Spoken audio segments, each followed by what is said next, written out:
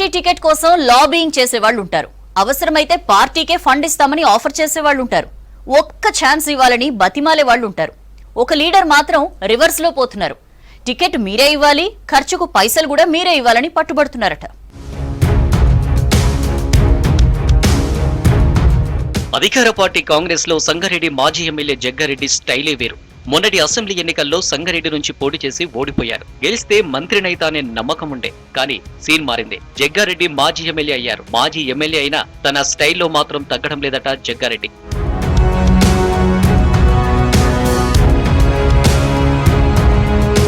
ఓడిపోయిన నేతలకు ఏడాది వరకు ఎలాంటి పదవి ఇవ్వొద్దని ఏఐసీసీ నిర్ణయం తీసుకుంది.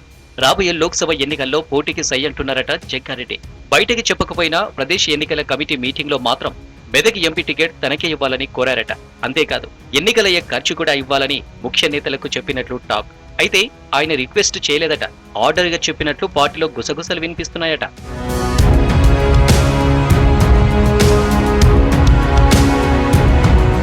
జగ్గారెడ్డి డిమాండ్ కూడా పార్టీ హైకమాండ్ కు చేరిందని టాక్.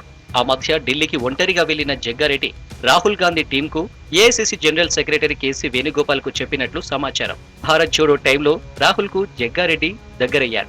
సంగారెడ్డిలో నిర్వహించిన సభలోనే జగ్గారెడ్డి కాంగ్రెస్ ప్రభుత్వం వస్తే మంత్రి అవుతారని రాహుల్ స్వయంగా చెప్పారు. కానీ జగ్గారెడ్డి ఓడిపోవడంతో సీన్ మారింది. రాహుల్ తో ఉన్న చనువుతో జగ్గారెడ్డి ఎంపీగా బరిలో దిగాలని చూస్తున్నారట. అయితే టికెట్ కోసం జగ్గారెడ్డి రిక్వెస్ట్ చేయకుండా డిమాండ్ చేయడం ఏంటని పార్టీలో టాక్. జగ్గారెడ్డి వద్ద కూడా ప్రెసిడెంట్ ఒక్క పైసా కూడా లేదట. అసెంబ్లీ ఎన్నికల్లో సన్నిహితులు పార్టీ ఫండ్తో ఆయన పోటీ చేసినా గెలవలేకపోయారు. అయితే ఎంపీ టికెట్ వచ్చినా ఖర్చు చేయడానికి రూపాయి లేదట. అందుకే పార్టీయే ఎన్నికల ఖర్చు భరించాలని డిమాండ్ చేస్తున్నారట. మెదకులో తనకంటే పెద్ద లీడర్ ఎవరున్నారని, తనకే ఎంపీ టికెట్ ఇచ్చి బరిలో పెట్టాలని పార్టీ నేతలకు చెబుతున్నారట. ప్రస్తుతం తన ఆర్థిక పరిస్థితి కూడా బాగలేదని, పార్టీ ఫండ్ ఇవ్వాలని డిమాండ్ చేస్తున్నారట జగ్గారెడ్డి. అధికార పార్టీ కాంగ్రెస్ లో ఎంపీ టికెట్ల కోసం వందలాది మంది పోటీ పడుతున్నారు. 17 సీట్లకు 309 దరఖాస్తులు వచ్చాయి.